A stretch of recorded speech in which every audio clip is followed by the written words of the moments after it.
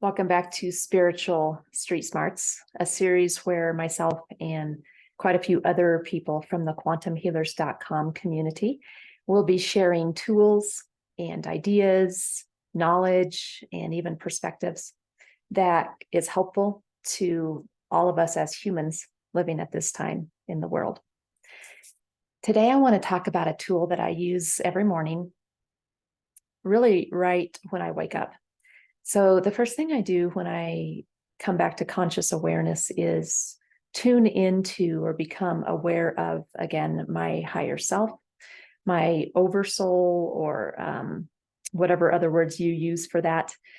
Some people say God, as well as my non-physical team of guides and angels and so on and so forth. So that's the very first thing I do when I am aware that I'm no longer asleep, is tune into that connection, because that sets up my entire day to have that flow of support and guidance wide open. And then if I have had dreams that I want to write down or decipher or anything like that, I do that next, just so that I don't lose them. But then I go into this tool that I want to talk about that I call setting up my container for the day. Abraham Hicks talks about this as getting out ahead of it.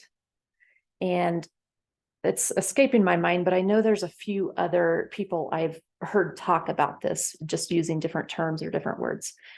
I just think of it as setting up my container for the day. And it's a pretty simple thing. I think through what I know is on my calendar.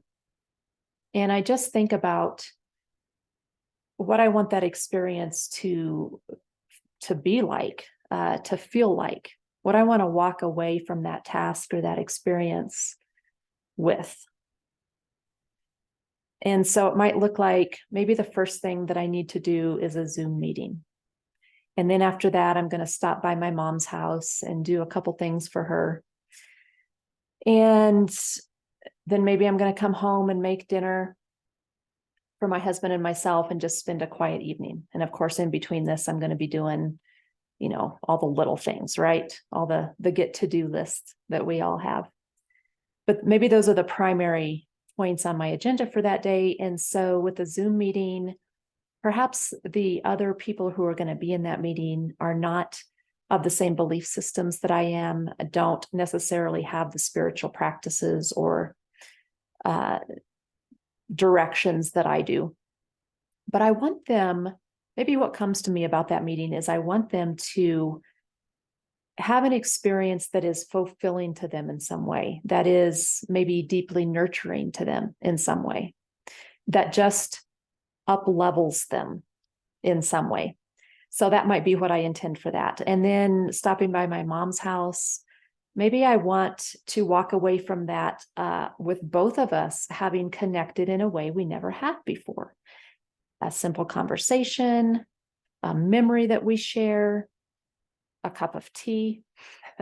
That might be my intention for my interaction with my mom, is just to have an everyday moment of humanity that is a beautiful memory for both of us.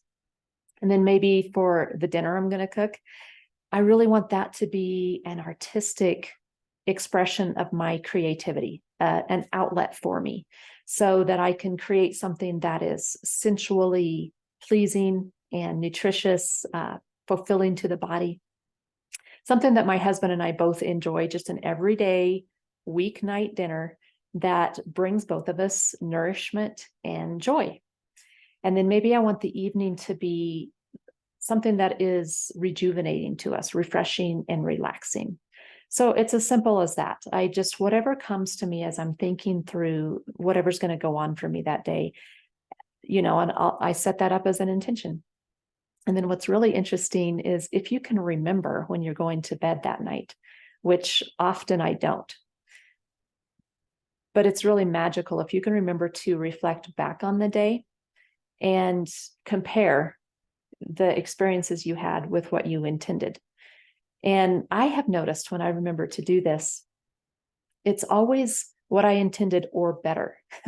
So even if at the end of the day, I would put slightly different words or terms around what the actual experience was like, it's always something that I intended or better.